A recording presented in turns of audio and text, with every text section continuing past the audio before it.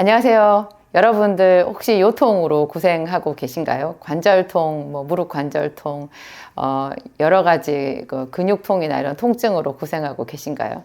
특히 이제 이 요통이 굉장히 많이 심각한 것 같은데요. 허리가 많이 아픈 바람에 여러 가지 시술을 해도 효과가 없었더니 병원 가가지고 알아보니까 대장암이었다 이런 분도 계시더라고요.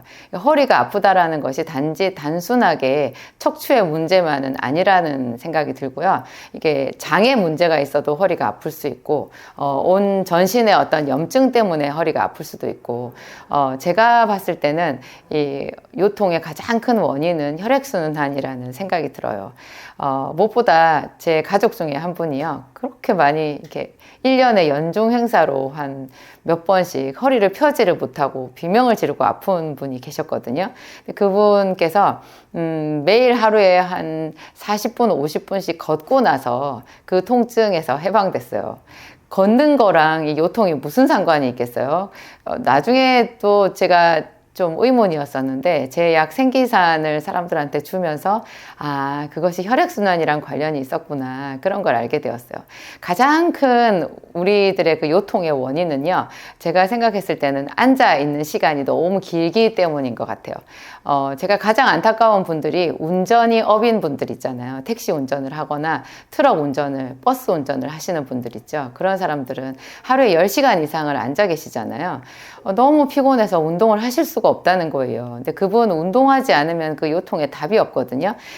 제가 유명한 의사 선생님들 말씀하시는 거 또 책으로 얘기하시는 거 그런 거 보니까 이게 앉아 있는 것 자체가요, 이 허리에 그렇게 많이 무리를 준대요. 이 허리를 지탱하는 우리 몸에 근육이 있는데요. 그 근육의 어떤 한 부분만 굉장히 스트레스를 받게 하는 자세라는 거예요. 이게 긴 시간 앉아 있고 그리고 그 근육이 스트레스를 많이 받았는데 이 근육을 풀어줄 만한, 그 스트레스에서 좀 회복시켜 줄 만한 다른 추가적인 치유를 하지 않은 상태에서 그냥 그게 매일매일 생활이 반복되잖아요. 그러면 디스크가 튀어나오는 거는 너무나 당연한 결과가 된다라는 거죠. 그래서 이런 그 요통의 가장 기본적인 치료법이요, 앉아있는 시간을 줄이는 거고요. 무엇보다도 걷는 운동을 하는 것에 있는 거예요. 걸어줘야 돼요. 얼만큼 걸어야 되느냐? 제가 봤을 때는 최소한 이렇게 그냥 일상적으로 여러분 생활하면서 걷는 거를 거기다 넣으시면 안 돼요. 따로 걷기만 하는 시간을 따로 떼어내서요, 최소한 연속해서 30분에서 40분 정도 좀 시간 여유가 되시는 분들은 1시간 정도를 이어서 걸어주는 것이 굉장히 좋아요. 좀 나이가 드신 분들은 평지를 걷는 게 제일 좋거든요. 아니면 약간 경사진 곳 정도까지는 괜찮은데 너무 가파른 곳을 걷는 것보다, 무리를 주는 것보다 편안하게 이렇게 걷는 거 있잖아요. 그러면 한 30분 이상 40분 이렇게를 걷다 보면 자기 손을 이렇게 들여다보잖아요. 그러면 이 손 끝에 이런 부분이 뻑뻑하게 이렇게 부풀어 올라 있어요. 탱탱해져 있어요. 이 정도가 걸었을 때 효과가 나기 시작한 지점이라고 보면 돼요. 시작하면 더 이상 걸을 수도 있지만 안 걸을 수도 있거든요. 그게 30분에서 40분인 것 같아요. 걸었는데 이 손가락 끝이 이렇게 팽창되면서 부풀어 올라가지고 주먹을 쥘 때 뻑뻑한 느낌이 들거든요. 이게 말초 혈액순환 효과라는 거예요. 이 발바닥을 이렇게 바닥에 디디면서 걷잖아요. 그러면 발바닥에 있는 그 수많은 경락이 자극이 되어 가지고요, 그 적당히 이렇게 골격근도 움직이고 약간 심박수도 올라가잖아요. 약간 빠르게 이렇게 걸으면. 그러면 이런 모든 것이 다 합쳐져서 우리 몸속에 구석구석 혈액순환이 원활하게 되어서 이렇게 모세혈관 같은 것이 팽창된다는 거죠. 커진다는 거죠.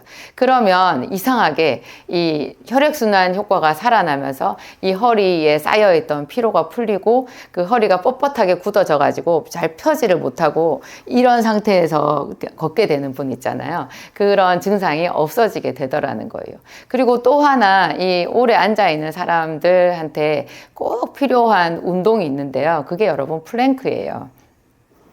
플랭크라고 하는 거 제가 지금 자막으로 보내드리는데, 이 자세를 그냥 연속해서 한 3분 정도로 유지할 수 있으면 어떤 디스크도 예방을 할 수 있다고 제가 그렇게 들었거든요. 저는 한 4분 정도 할 수 있어요. 처음에는 30초도 못해 이렇게 말씀하시는 분들이 있는데 30초씩 한 두 번, 세 번 이렇게 반복해서 해보세요. 30초씩 끊어서 쉬었다가 또 하고, 쉬었다가 또 하고, 이렇게 하다 보면 한 일주일만 하셔도요, 이게 어느새 1분 연속해서 할 수 있을 만큼 갑자기 근력이 생겨요. 우리 몸의 근육은, 정말 살아남기 위한 생명인 어떤 기관인 것 같아요. 근육이 별거 아닌 것 같죠. 근데 이 근육이 없으면 뼈가 바스러지고, 근육이 없으면 이렇게 숨 쉬는 것도 여러분 근육이라는 거 아세요? 이게 밥을 먹는 거, 삼키는 거 이런 것도요. 이게 전부 근육의 작용이에요. 내장 기관이 움직이는 것도 내장 근육이거든요. 근데 이 골격근이 뼈의 건강이고, 또 이 근육이 제2의 심장이란 말이에요. 근육이 있어야 이게 심장 혼자서 전신의 피를 다 보낼 수 없거든요. 근육이 그 탄력으로 인해 가지고 정맥순환을 잘 되게 해주는 그런 비밀이 있기 때문에 근육을 키워야 되는데, 이 근육은 우리가 스스로 관리해야 되는 거예요. 아주 어렸을 때 뭐 타고나면서부터 남들보다 근육이 많은 사람들도 있지만, 누구든지 나이를 30대 이상 이렇게 먹게 되면 1년에 몇 프로씩 근육이 사라지거든요. 그래서 나이 들어서 하체 근육이 탄탄하신 분들 거의 없잖아요. 치매 걸린 그 치매 요양병원에 가보면 전부 사람들이 휠체어 타고 있든지 지팡이 짚고 제대로 걷지를 못해요. 근데 이 근육만 잘 발달을 시켜 놓아도 뇌가 좋아지거든요. 심장도 좋아지고 혈액순환이 잘 되는 거예요. 그래서 이 플랭크 자세를 유지를 하게 되면 그게 코어 근육이라고 해서요. 이 허리 이 부분에 이렇게 유지력이 생겨요. 그래가지고 디스크 예방이 된다는 거 아니겠어요? 제가 2년 전까지 한 거의 3년 동안 잠을 자면서 제가 자다가 한 2-3시간 간격으로 스트레칭을 했어요. 여러분 상상이 되세요? 자다가 스트레칭을 한다니까요. 누워가지고 다리를 쭉 뻗어갖고 이 손으로 발을 잡아요. 그래가지고 그 다리가 쭉 당기는 그 느낌 있잖아요. 그거를 양쪽 다리를 다 실시를 해야지 제가 다시 잠이 들 수가 있는 거예요. 왜 그랬냐? 다리가 당기는 거예요. 엄청 다리가 당겨요. 그래서 제가 다리 당기는 것 때문에 잠이 자꾸 깨고 깊게 잠을 잘 수가 없고 얼마나 아프고 힘든지, 그러다가 나중에 이제 허리까지 아픈데요. 제가 이것 때문에 좀 몇 군데 한의원을 찾아가가지고 어떤 한 한의원 그나마 좀 잘하시는 것 같아서 제가 일주일에 한 번씩 한 6개월을 칩도 맞고 부항도 뜬 것 같아요. 근데 아무리 해도 조금 효과가 있는 것 같긴 하는데 그냥 효과가 있나 없나 잘 모르겠는 거예요. 제가 6개월쯤 지났을 때 갑자기 어떤 생각이 들었어요. 그래서 그 한의사 선생님한테 물어봤거든요. 선생님, 제가 운동을 하면 어떨까요? 그때가 코로나 때였잖아요. 제가 그 전에 운동을 하다가 코로나 때문에 헬스장에를 못 간 거예요. 저는 헬스장 가서 딱 20분 정도밖에 운동 안 하거든요. 하루에 20분, 그것도 일주일에 한 3번, 4번 정도밖에 못 가는 운동이었는데요. 그 운동을 쉬고 한 1년쯤 지나면서부터 제가 다리가 당기기 시작했던 것 같아요. 근데 이 다리가 당기는 게 알고 보니까 이 허리 근육 때문에 문제였잖아요. 제가 운동을 해도 되겠냐, 운동을 하면 어떨까요? 그 의사 선생님한테 물었더니 좋지요, 그렇게 얘기를 하시더라고요. 그분이 별 말씀 안 하시고 좀 부정적으로 얘기하셨어도 제가 일단 마음을 먹었으니까 운동을 해보려고 했어요. 근데 그분이 좋지요 이렇게 말하는 바람에 제가 크게 용기를 얻어서 그때부터 헬스장 다니고 이 허리 강화 운동을 하면서 그냥 바로 그 일주일에 한 번씩 갔잖아요. 근데 그냥 그 다음 주부터 제가 한의원에를 가지 않아도 되게 되었어요. 그렇게 효과가 빨라요. 여러분, 허리가 안 좋으신 분들은 하루에 30분 이상 걷기, 그리고 플랭크를 한번 할 때 한 3분 정도씩을 하게끔, 뭐 30초밖에 못 하시는 분들은 30초씩 뭐 여러 번 나눠서 하시든지, 하여튼 3분 이상 플랭크 자세를 유지하는 그거를 목표로 삼아 보세요. 그러면 엄청나게 많은 여러분 의료비 손실 막을 수 있고 이 삶의 질을 높일 수 있어요. 그리고 이 요통, 제가 아까 혈액순환 얘기했잖아요. 보통 병이 오면 한 가지만 오지 않아요. 요통이 있는 사람은 요통만 있는 게 아니고요. 다른 게 다 같이 엮어져 있어요. 요통이 있으면서 뭐 다리 정맥류가 있는 분들, 다리가 저리고 아픈 사람들, 발이 시린 거, 뭐 어떤 날에는 발이 막 불이 나는 것 같이 뜨거웠다가 어떤 날은 발이 얼음같이 차가웠다가 이게 왔다 갔다 반복하신다는 분들도 있고, 뭐 요통이 있는데 당뇨가 같이 있는 분, 요통이 있는데 뭐 혈압도 높은 분, 이렇게 질병이 여러 가지 이렇게 엮어져서 친구처럼 같이 찾아오잖아요. 반갑지 않은 친구죠. 근데 이런 모든 것이요, 다 다시 보면 혈액순환 장애더라고요. 놀랍게도 혈액순환 장애예요. 요통이 있는 사람 치고 잠을 깊이 잘 수 있는 사람이 아마 없을 거예요. 혈액순환만 잘 돼도 불면증이 사라지거든요. 혈액순환이 잘 된다라는 것이, 낮에 내가 머리를 써야 될 때는 이 머리의 활동, 두뇌 활동이 기민하다가 밤에 자야 될 때는 이 머리에 불이 꺼지면서 이 배하고 다리 쪽으로 피가 가가지고 잠잘 수 있는 모드로 딱 전환이 잘 되는 사람이거든요. 이게 전환이 잘 안 되는 거예요. 그런 사람이 불면증이 오는 거예요. 그 불면증 때문에 수면제를 먹는다. 수면제나 신경안정제를 먹으면 억지로 그 신경을 꺼버리잖아요. 억지로 신경을, 활성화되어 있는 신경을 억지로 차단을 시켜서 나중에 환각이 보이는 그런 수면제도 있어요. 세상에 보이지 말아야 될 게 보이고, 그래서 자기가 좀 전에 저기서 뭔가를 하고 있었는데 갑자기 그 중간에 무슨 일이 있었는지 깜깜이 하나도 생각이 안 난다는 그런 분들이 있거든요. 그게 굉장히 유명한 그 불면증, 그 수면제 부작용 중에 하나인데요. 수면제든 신경안정제든 전간 치료제, 발작 치료제든지 전부 다 신경의 불을 끄는, 신경을 차단시키는 약이기 때문에 그게 딱 우리가 원하는 그 부분만 적절하게 신경 차단 이렇게 되질 않잖아요. 그러니까 중추신경이 차단이 돼버리고 뭐 어디 다른 신경이 차단이 돼서 여러 가지로 이렇게 불협화음이 생길 수 있다는 거죠. 또 어떤 약은 잘못 먹으면 자살 충동이 생기는 그런 약도 올 수 있거든요. 제가 뭐 이렇게 말해서 약에 대한 불안감을 확 올리고 이런 의도는 전혀 아니고요. 약에만 너무 의지해서 그걸로 나는 뭐 수면제 먹으니까 잠자니까 괜찮아 이렇게 생각하실까봐 여러분들의 경각심을 위해서 제가 이 말씀을 드리는 거예요. 약사는 약이 좋다라고 말을 해야 되는데 제 직업상 어쩔 수 없는 것 같아요. 웬만하면 약보다는 여러분 원인 치료에 신경을 쓰셔야 된다. 그 말씀을 여러분들한테 드리고 싶고, 그래서 제 약 생기산하고 비타민 세트, 제가 생기산과 비타민 B, C, 마그네슘 이것을 생기산 세트라고 말을 하거든요. 생기산은 제가 만든 그 생약 과립제잖아요. 제약회사에서 나온 그 한방 생약들을 제가 일정 정도로 약사의 권한 아래서 배합 조절을 해가지고 이렇게 약으로 만든 거였는데, 그게 이제 하도 효과가 좋아서 이제 다른 약들도 있었는데 그 약만 살아남았잖아요. 사람들이 다 약사님 그 약이 뭐예요?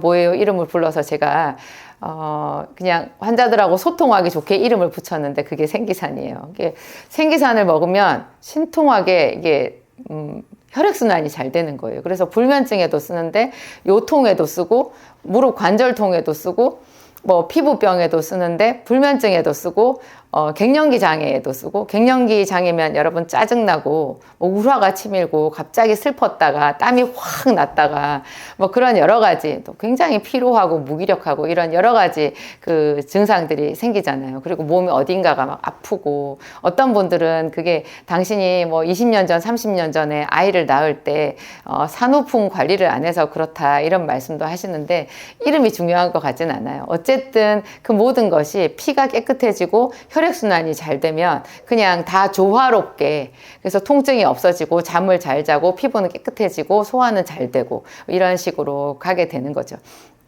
이 다리가 저리다라는 것도요, 여러분 피가 머리에만 몰려있고 가슴에만 몰려있어서 다리로 피가 잘 가지 않는다. 그러니까 한마디로 말하면 이것도 혈액순환 장애인 거예요. 본래 다리가 저릴 때 가장 먼저 해볼 수 있는 것이 마그네슘을 먹어보는 거고요. 근육의 경련이라는 관점으로 봤을 때 마그네슘이 필요하죠.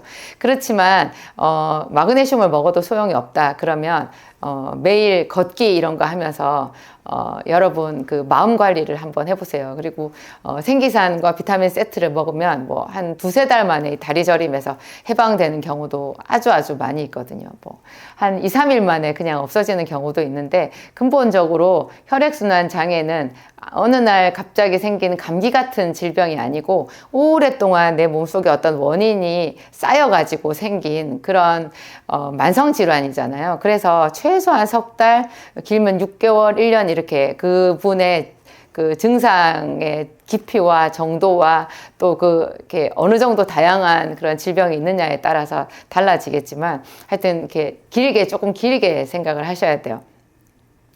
관절통이 이렇게 온몸 마디마디가 아픈 관절통이 생기는 것도요. 사람들이 퇴행성 관절염 이래가지고 연골이 닳아서 그렇다 이렇게 말을 많이 하는데 여러분 놀랍게도요. 연골이 닳지를 않는데요. 제가 어떻게 알았겠어요, 그거를. 저는 정형외과 의사가 아니잖아요. 굉장히 유명한 정형외과 의사 선생님이 쓴 책에서 알았어요. 연골이 닳는 게 아니라는 거예요. 그러면 그게 뭐냐? 연골이 찌그러든 거래요. 수분이 빠지고 노화가 되면서 이 연골이 그냥 눌러진 거죠. 이게 혈액순환이 잘 되면요. 얘가 살아나는 거예요. 살아나서 그냥 연골 보충이 돼서 관절통이 없어지는 거예요. 그리고 이게 찌그러지면서 또 다른 거 어떤 분들은 왜 관절에 이렇게 물이 차잖아요. 그런 거 다 염증이거든요. 연골이 찌그러들었다라고 하는 것도 퇴행이니까 퇴행 쓰지 않아서 퇴행되었다라고 볼 수도 있고요. 그거 자체도 만성염증의 관점으로 볼 수 있어요. 그래서 퇴행성 관절염도 뭐 병원에서 연골 주사를 맞아보셨어요? 연골 주사가 생각보다 효과가 없어요. 연골 주사를 맞고 효과가 있었다 하는 분들은 연골 주사의 효과가 아니고요. 연골 주사랑 같이 쓰는 진통제의 효과예요. 진통제, 근육이완제 그런 거를 이렇게 좀 넉넉하게 쓰시잖아요. 그러면 그것 때문에 무릎이 좀 안 아픈 거고 그 약 기운 떨어지면 한참 지나면 다시 아파요. 그런 무릎을 관리하는 것도 결국은 염증 치료고 그것도 염증도 혈액순환이 잘 되었을 때 염증이 깨끗이 없어지거든요. 그래서 저는 퇴행성 관절염이나 뭐 자가 면역 질환인 류마티스 관절 같은 경우에도 제 약 생기산 세트를 써보시라고 그렇게 말씀을 많이 드려요. 생기산까지 나는 도저히 먹기 힘들다. 그런 분들은 제 진약사몰에 들어가면 염증에 좋은 기름 3종 세트가 있어요. 오메가3, 감마리놀렌산, 레시틴. 여기에다가 주방에서 식용유 대용으로 올리브유 같은 거 있거든요. 저희 진약사몰에 있는 올리브유가 병으로 된 거랑 포로 된 게 있는데요. 여러분 이게 식품이거든요. 건강기능식품도 아니고 그냥 식품이에요. 그러니까 지중해 연안에 사는 사람들은 이 올리브유를 그냥 집에서 짜가지고 마음껏 뭐 음식에 그냥 볶을 때도 끓일 때도 튀길 때도 그냥 드레싱으로도 그냥 먹는데요. 이렇게 일상적으로 올리브유를 먹는 사람들은 암이 없고 심장병이 없고 혈관병이 없고 놀랍지 않아요? 여러분 치매도 없대요. 이게 그렇게 올리브유가 슈퍼푸드인데요. 마트에서 파는 아무 올리브유나 그 효과가 있는 건 아니고 그냥 마트에서 파는 일반 퓨어 올리브유라고 하는 거, 순수한 올리브유라는 뜻인데 퓨어 올리브유 이거는 그냥 식용유랑 똑같은 거예요. 그냥 먹지 못할 정도로 질이 나쁜 올리브유를 다른 이런 기름이랑 섞어가지고 사람이 먹을 수 있는 어떤 등급을 맞춰서 만들어낸 거기 때문에 올리브유 특유의 치료 효과는 없어요. 정말로 올리브유의 어떤 치료 효과를 기대하려면 엑스트라 버진이라고 적혀있는 제품을 써야 되거든요. 엑스트라 버진 중에서도 또 등급이 있는데요. 엑스트라 버진이라고 적혀있고 밑에 산도가 표시가 되어 있어야 돼요. 엑스트라 버진을 그 마크를 달 수 있는 게 올리브유의 산도를 기준으로 하는데요. 산도가 0.8보다 낮으면 엑스트라 버진이라는 용어를 쓸 수가 있어요. 근데 0.8 거의 그 근처면 그냥 엑스트라 버진이라는 이름만 있고 산도를 표시하진 않거든요. 근데 산도가 0.5보다 더 낮고 더 질이 좋다 그러면 거기다가 자기 제품이 산도가 얼마라고 산도 표시를 하는 거예요. 제 제품이 가장 최상급의 산도 0.1이에요. 그래서 유럽에서 올리브유를 사가지고 오신 분들도 제 올리브유를 극찬하시더라고요. 선생님 올리브유가 굉장히 값이 싸고 좋은 것 같다. 그런 얘기를 해서 제가 굉장히 기쁘고 감사했어요. 이런 제품을 여러분들한테 싼 값에 공급해 드릴 수가 있어서 이렇게 제가 작은 병 250ml 병부터 있거든요. 250ml 병, 그 다음에 이렇게 포로 된 거 그런 거는 한 포씩 이렇게 짜서 먹을 수 있게 되어 있는데 이런 거를 뭐 생기산을 먹기는 좀 그렇다 하시는 분들 평소에 늘 하루에 한 포나 두 포 정도를 음용하시는 거 또 병으로 된 올리브유를 식용유 대신에 이렇게 집에서 기름 써보세요. 그러면 음식의 감칠맛도 굉장히 올라가고요. 그냥 밥에다가 뿌려서 비벼 먹는 분들도 계시더라고요. 왜냐하면 그 지중해 사람들은 그거를 야채에 그냥 드레싱으로 쓰거든요. 이런 거 그리고 오메가3도 제 진약사몰에는 RTG라고 적혀 있잖아요. RTG 오메가3 식물성 RTG 오메가3도 있으니까 난 동물성은 좀 부담스러워 하시는 분들은 식물성 오메가3 RTG로 되어 있는 거 이 RTG가 순도 높고 흡수율이 높아서 RTG라는 이름이 있는 거거든요. 이 제품 드시면 되고 또 감마리놀렌산이라는 거 이거는 기름은 피부를 물광으로 만들어주는 피부와 점막에 좋은 기름이거든요. 그래서 위장병 있는 사람들도 이 올리브유도 위장병 치료지만 저는 감마리놀렌산을 더 권해요. 이거를 하루에 한 2알 정도를 먹으면 피부가 물광이 되면서 위장도 굉장히 튼튼해지는 위장병 치료제 효과가 있고요. 이 레시틴이라는 게 기름 노폐물을 기름독을 빼주는 굉장히 놀라운 기름이잖아요. 기름을 기름으로 치료하거든요. 이 레시틴이라는 거를 먹었을 때 얘가 또 위장병 치료에 굉장히 좋더라고요. 그래서 저는 아주 묶어서 기름 3종 세트라고 말씀드리는데 이런 것을 꾸준히 섭취를 해도요. 여러분 몸 속에 있는 여러 가지 염증이 없어져서 제 생각에 관절염 치료에 굉장히 도움이 많이 될 것 같아요. 이런 거 한번 해보시고 또 제가 기본적으로 여러분 비타민 B, C 강조 많이 하죠. 비타민 B 이것도 뭐 신경 비타민 짜증나고 피곤하고 또 기억력이 떨어지고 하는데 비타민 B 굉장히 중요하거든요. 비타민 B 값싼 비타민 B지만 어떤 보약보다도 대단한 거니까 요거 하루 한 알 꼭 드시고요. 비타민 C 하루에 6,000ml 이상 한번 먹어보시고 그러면 또 뭐 걷기 또 플랭크 또 여러분 마음 관리 이런 거를 통해 가지고 요통, 척추 수술 뭐 이런 것하고는 아주 거리가 먼 튼튼한 특히 이제 뒤태가 아름다운 그런 한 분 한 분들이 되실 거라고 생각이 듭니다.